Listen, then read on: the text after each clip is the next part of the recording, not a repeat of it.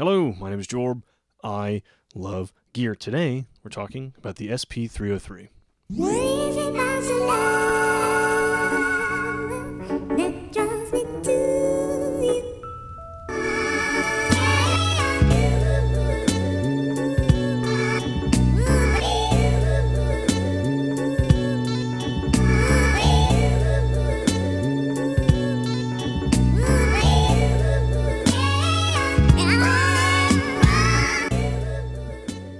I say I love gear, and I choose the all-encompassing word gear for a reason. Even though I talk about synths more than anything else, or keyboard instruments even specifically, I have a very serious love of samplers. I really learned what I love about electronic music gear on an NPC 1000, and you could trace my listening tastes directly back to the moment I realized that lots of what I loved about Daft Punk tracks was samples, were taken from funk and disco from artists like Breakwater, Edwin Birdsong, and Sister Sledge.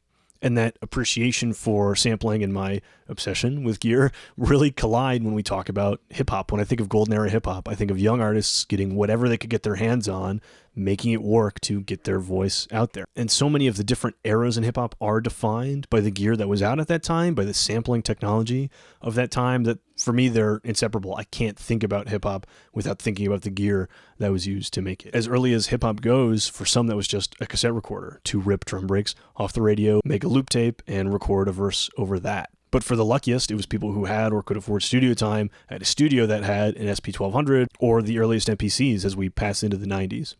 In every era of musical instrument design or gear product design, companies, of course, take note of what's changing and what trends are becoming popular. And Roland, of course, catches on that there's this new wide open market for an affordably priced sampler, while digital technology is becoming more affordable to make that possible. Yes, they had a few rack mount or keyboard sampler options in the late 80s, but those were expensive. In the 90s, we start to see features and form factors that become more and more familiar. I just showed off the JS30, which I think is from 1995, designed by Roland, Italy. And around that same era, they had something called the MS1, which has a lot of features that seem to have grown into the SP range, starting with the SP-202 in 98. I skipped over the very first one, but 3 years later, we get this bad motherfucker, the SP-303. And even just a few years right after its release, the 303 was on some seriously important records. The two producers people always mention, Jay Dilla, he did Donuts, or most of it, on a 303, and Madlib, Mad Villainy,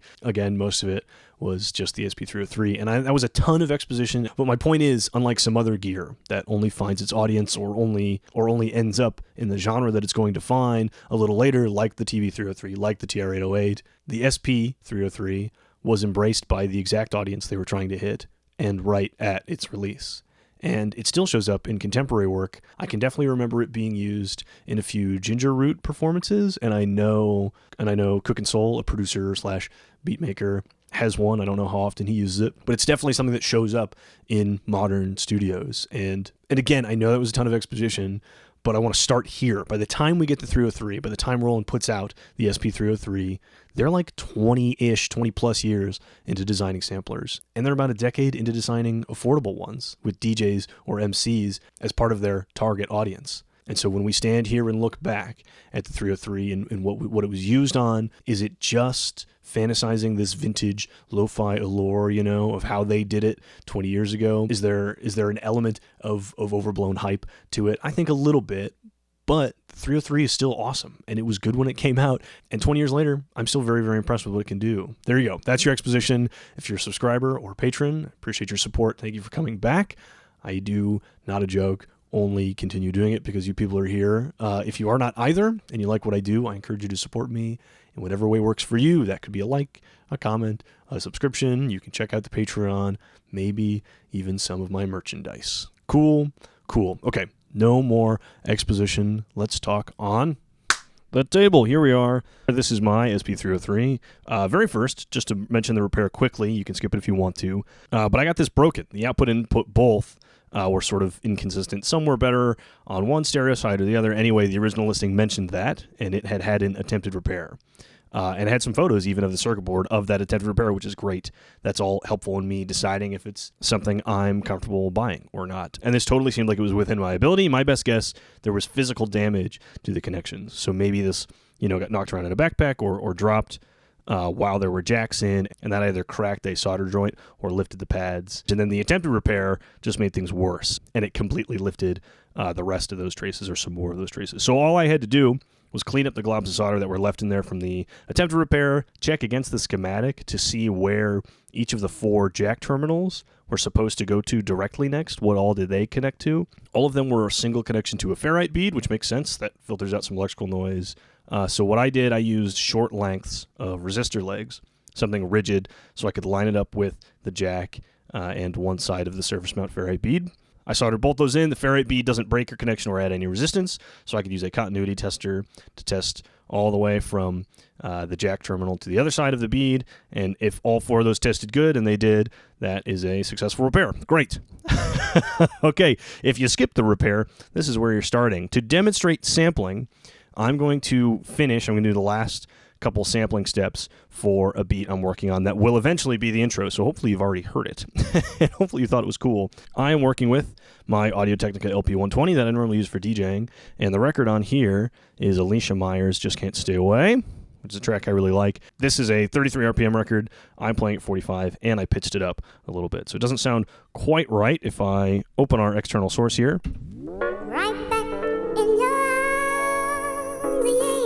You can hear that I'm trying to do that early 2000s chipmunk voice thing. I don't have an intro chosen yet, or an intro recorded yet, rather, for my... I have some other stuff sampled in here that you've heard in the intro, and I'll play it all together after this. But just to show you what is sampling like, I have my LP-120 set to line, and the left and right going to the input of the 303 here. Can't hear anything right now. If I hit external source, it lets that come through. So this is just the part of the record we're working with. That's where I want to start sampling.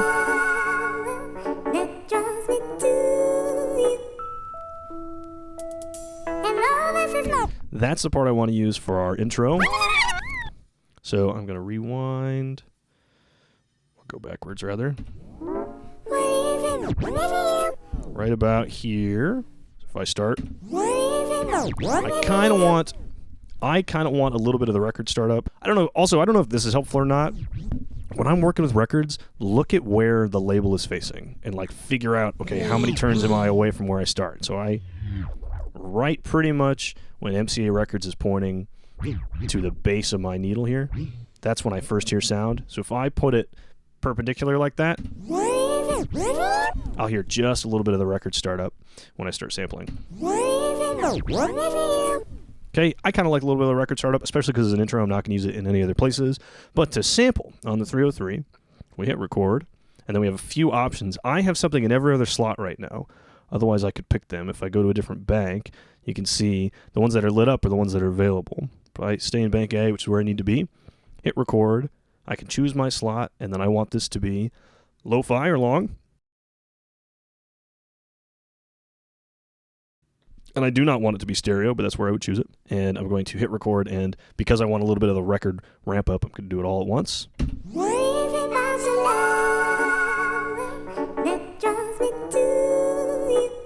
I'm going to let it go a little longer than I would.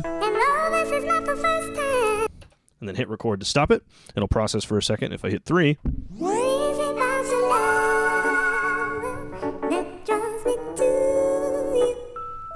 perfect, there it is. So we have a few sample modes here that'll change the way these pads respond. If I put it on gate, we'll only hear it while I actually have my finger held down. If we hit it on loop, you can guess. I toggle it on and off. By default, it'll just start in one shot, play through the whole sample. So if we want to cut that down a little bit, you can hear like the beginning of me hitting the button. I want to get rid of that. So I want to just chop off the start of it. The way we do that, I've pressed my pad, so that's one that's active here. I'm going to hit sample, edit, start, end, and level. And notice as I get past the halfway point, then we'll start creeping up in values. So this is where we're starting at. And as I click through, it's just barely not enough. So if you can't get there enough with the start level adjust, I can use this mark. And let me say now, I don't know if I'm doing all of this the exact right way. I know there's a lot of like flexibility. I know there's definitely flexibility in the way you approach, but to me, if I can't get it from here, I'm going to use the mark in and out. So to mark in and out, you play it through and then press the start and the end point as you hear it. So if I take it off, so I'm going to take it off gate, so we're just on one shot, and then right away I'm going to start it and then hit mark. So that starts me at the right point. And I'll probably let it go its full length because I don't really care where the end point is. That's fine with me because I'm going to put it on gate and I'll just lift my finger when I'm done. But if you listen, we're starting right with the ramp up, which is great. If I didn't get it exactly right, I could adjust here again, plus or minus 30 somethings.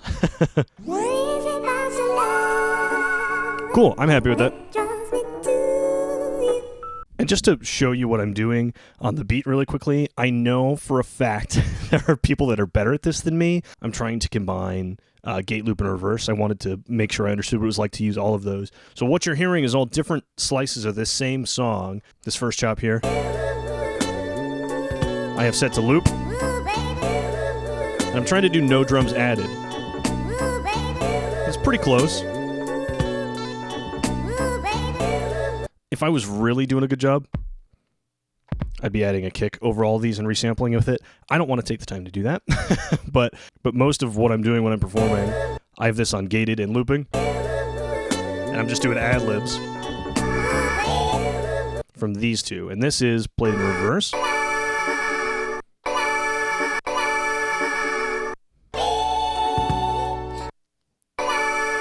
Love and Me, but I play Love in reverse.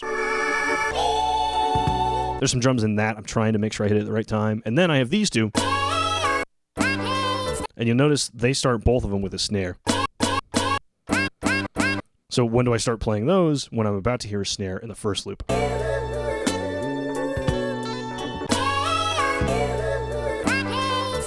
And then the hi-hat stays the same and the kick pattern stays the same, more or less. But that's pretty much it. I'm holding this. I've done some iterations of it where I just let it loop. And then I ad-lib those, but in place of, or when I'm about to hear a snare.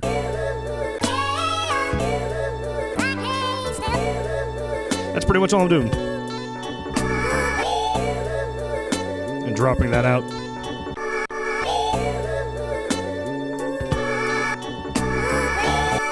But you guys understand what I'm showing you. That's about everything that's going on with my little intro. I'm finding it sort of cumbersome to work with this because I'm used to, lately, the modern MPCs, my MPC Live 2, and before that, I'm used to an MPC 1000, which is, in a lot of ways, more capable and a lot of ways more flexible, and I'm just used to that, the way you approach that. So this has been a very new experience for me, and what I was trying to capture with this first, everything I have in the first bank here, is the sort of thing I think of when I think of like early 2000s hip-hop. I like the no drums added sort of style from the record, even though I have some count drum hits here in case I wanted to add them.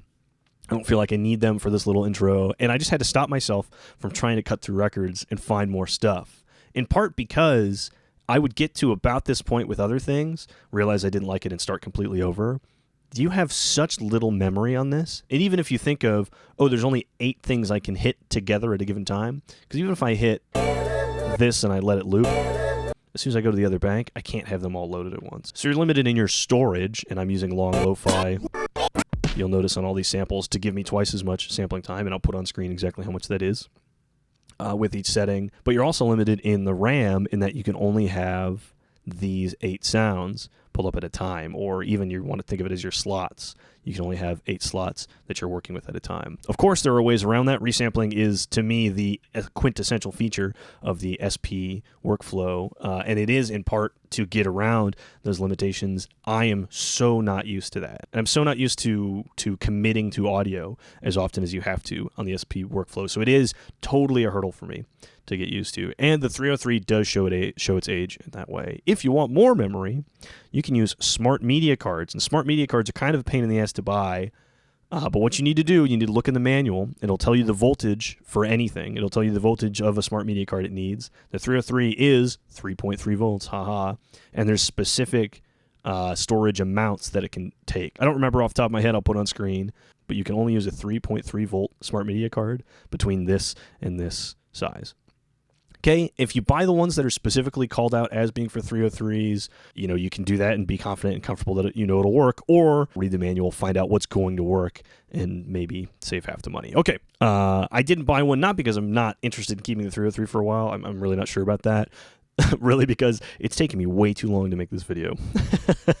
And I can't wait for shipping on a SmartMedia Card just to make my life a little more convenient. I can still show you everything I need to show you with this. Great. I haven't used the pattern sequencer at all, and I'm not going to. Something I was really, really surprised by is how long it takes to delete something. So I'm going to delete this snare hit. Watch how long it takes to delete. It'll flash, and I'll confirm, and then this is our little progress bar. It takes forever. And I get that that's just like, digital technology has moved forward, and that's not something we have to deal with anymore. But man, this is slow me down.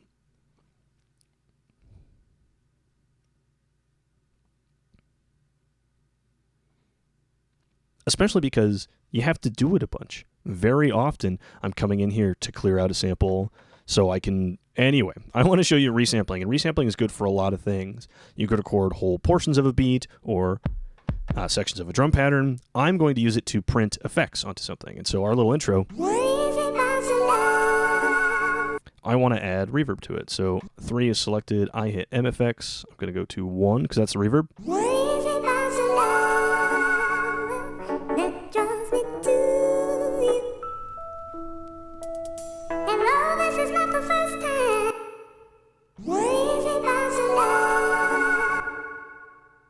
Little less time, little lower tone, little lower volume. Okay, and all I need to do to resample, hold resample, press record, long lo-fi, pick my spot, and then as soon as I press a button here, it's going to start. And then I hit record, and then as soon as I press a pad, it'll begin. Oh, and you can see that my storage is full. So that's all I managed to capture, which is so frustrating. Okay, I'm going to delete that since it was... Did I delete the right one there? Yes, I did. You know what? There's probably a version of this video where I cut that part out and I make enough internal memory to show you that there's a better way to resample, to show you how resampling can work in a few other ways. But I think I'm going to leave it in like that because I think it's more telling that I'm trying to work with this, I'm trying to demonstrate this, and I keep running into these little hiccups. And that specifically is because this is outdated. And I'm not saying this is a bad thing. I'm just saying that's going to be part of working with this if you get it. The memory management is a pain in the ass. Running out of space, deleting things taking a long time. All of that is just part of working with this. And I'm willing to bet that there are better videos for somebody giving you a flat-out tutorial on resampling or demonstrating different techniques for the SP range, 303 included. So I'm sure SP Vids has something for the 303. I'll link that specifically.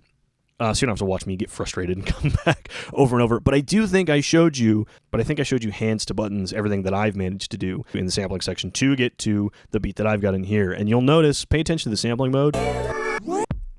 They'll change, not just in this video, but in other videos. If you're trying to learn more about this, that can help you understand how they got there and sort of the workflow and sort of the beat-making workflow that comes out of an interface like this. So, your quick summary of the sampling section of this before we move on to the effects, which I've heard so much about. This is not at all primitive. This is not at all unusable, but it is outdated, and there are limitations associated with that are making it very frustrating for me. Plus, I'm not used to a resampling workflow, and I'm so ingrained in using MPCs that this is really a lot for me to try and back up and relearn. And I think I did a fine enough job with the little intro beat to feel like, yes, I have completed something. I have, walked through all the steps I need to walk through to understand what it takes to make a beat with resampling. And I don't like it. I'm going to keep using my MPCs. But I feel like I've experienced this, and I want to keep stepping up through the units. So you're also going to see the 404, and then eventually, hopefully, the 404 Mark II on my channel, because I want to feel the growth. I want to see the development. I want to see the advancements and see how it makes things better and see how it makes things easier to use. Because that's really what I'm fascinated by, is these products changing over time. And I will say, compared to 1995's, what is the name of that? I just did a video on it. The JS30, the 1995 Roland Italy 8-bit sampler. the usability, quote unquote, of the sampling section, this is miles and miles and miles ahead of that. And it isn't so bad that I would be shocked by anybody using it these days. You know what I mean? I can really see the flexibility. I can really see the uniqueness of the workflow in such a way that I wouldn't be surprised if somebody was still using this. I can't imagine many people, if your main goal is sampling and making lo-fi beats, at choosing this over the 404 out of anything other than fascination, right? I think there's enough growth.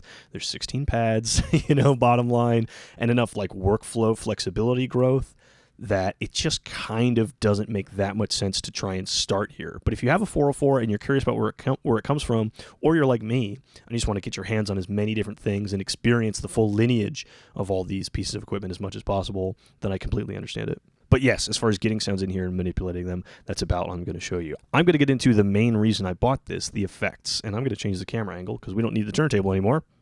Here we go. Let's talk about the effects. Our effects are these 6 buttons: the filter and the drive, pitch, delay, multi-effects, which leads you to any of these 21 options, the vinyl sim, and the isolator. And to show you how they work, I'm just going to leave this on loop, and then we're going to hit them. When you're in an effect, these 3 controls, look at that, effects control the effect. And when you move a knob, it tells you what you're controlling. So filter and drive, cut off of that filter, resonance of that filter, and drive.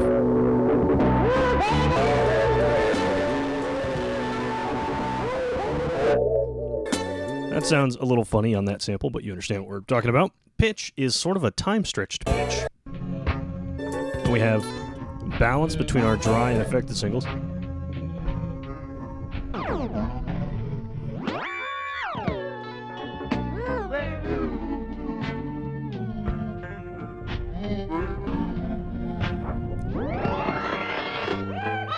That feedback control at first was a little weird to me. The more I think about it, I think it's doing pitched delays.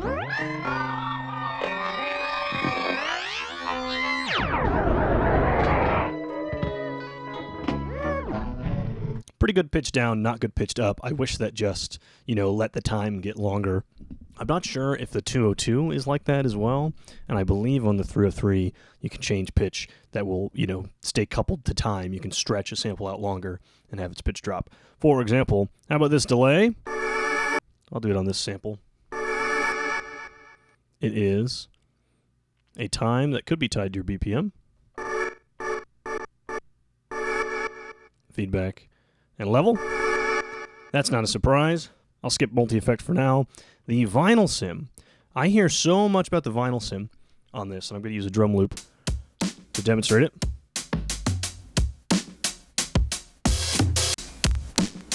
The vinyl sim is 3 controls. Compression, which is what people talk about being really, really legendary. This super fake vinyl noise, vinyl crackle, which is not at all convincing to my ears. And flutter, which sort of warbles your pitch around. I think a little bit of flutter and a good bit of compression does indeed sound very, very good. But if you're thinking, oh man, the vinyl sim compressor in the 303, that's what it's all about. That's why you got to get it. Like, yeah, it sounds good.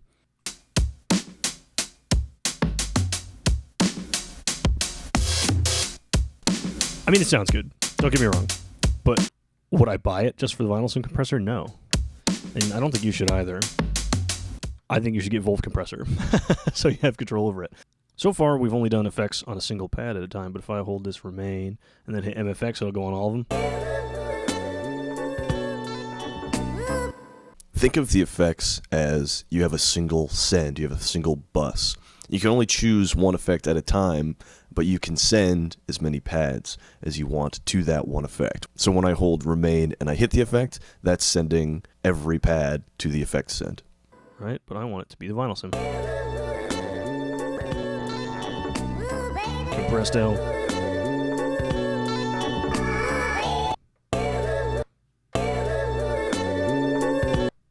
You can really hear the transient of these samples while that vinyl sim's on.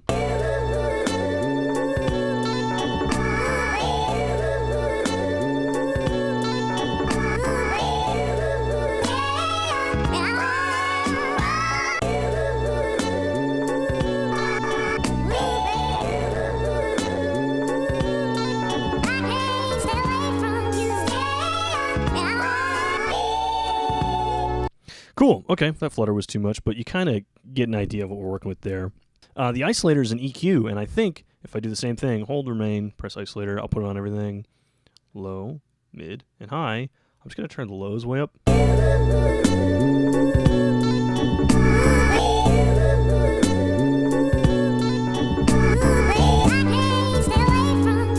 I like that.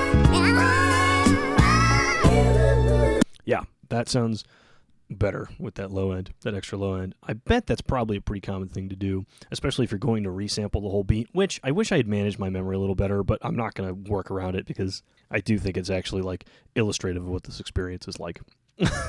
Cool, that's all of those. If I do the multi-effect, the way you change those, hold the button down, and then move this third knob here, which I don't know why, but for some reason I was like, whoa, like second function of a button. That's so cool. And I don't think it was uncommon in 2001, but it still kind of feels like a mature feature. Like, oh, button combinations do different things, the way remain and the DSP effects. Anyway, I might be thinking too much about stuff.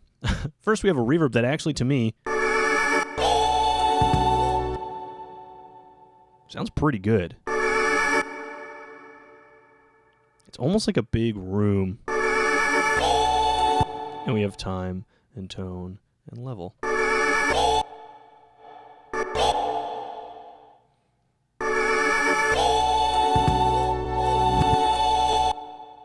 Awesome, awesome, awesome. The second is a delay, and I won't go through all of these.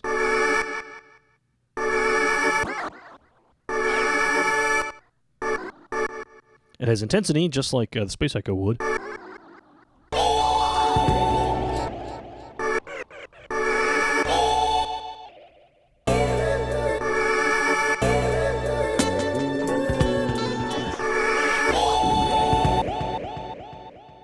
Cool, love that.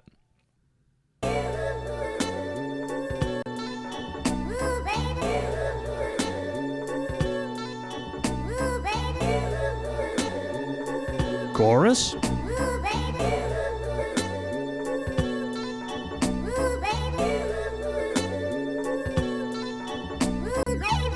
Flanger.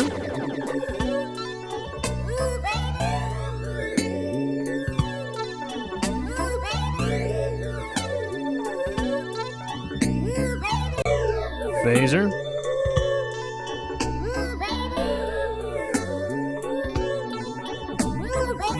This is so cool.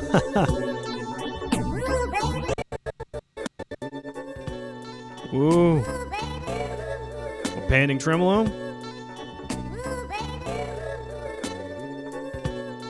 Super, super cool. Distortion. Overdrive. Fuzz. An auto wah.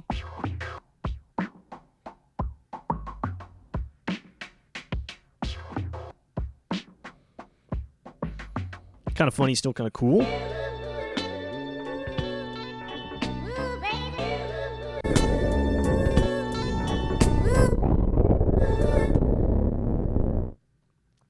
One and two octaves down. Sounds completely muddy with probably anything I have in here. Okay, I am going to check out the compressor, separate from the vinyl compressor. We are going to bank B here. Do I have to redo this? Yes.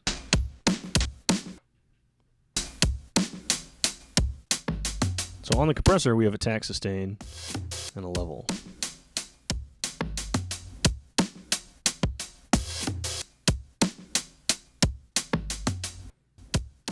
I think that compressor sounds fine.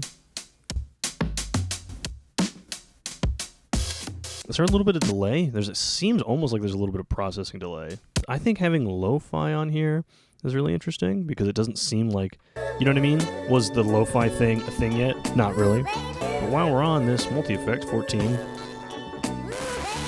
Whoa.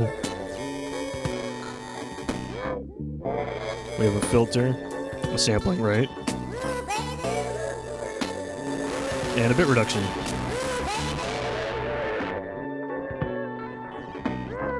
You know what I'm remembering right now? The SK-88 Pro has a lo-fi effect as well. Looks a little differently. That would have been earlier than this and for a very, very different market. Cool. Lo-fi. The noise generator just generates noise, but I'll show that to you.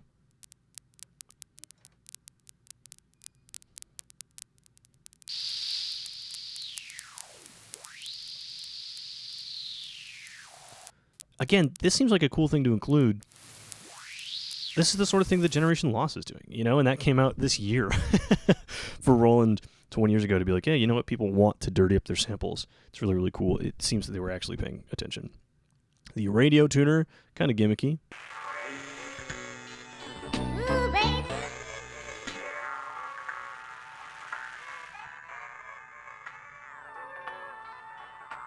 Sounds like a little bit like bit reduction again. Again, the idea of making it sound like your sound was coming from something junky, it's just really, really cool that they were on that at this point. Okay, slicer I'm going to show you just because I love the slicer. We have patterns to choose, a rate of the slicer, and then a feedback of what sounds to me like a flanger. What a weird thing to include on this. Cool. Ring mod, chromatic pitch shift in the voice transformer. I'm gonna skip. 21 is also pretty interesting. 21 is for canceling things that are panned in the center. And you know, I guess I don't have any stereo sounds right now. We can still kind of listen to what other stuff it does. Listen to the way, I hope you're listening in stereo. Listen to the way this pans around the stereo field. So you're finding some section, normally the vocals will be panned in the middle, and you line it up exactly with where they're at, and you boost the lows of everything else, cut the highs perhaps, and try and isolate whatever part of whatever you're trying to sample. Very, very cool, and again shows a level of understanding for who would be using this and what they would be using it for. That was a pretty quick look, and this is a sentiment I've expressed before.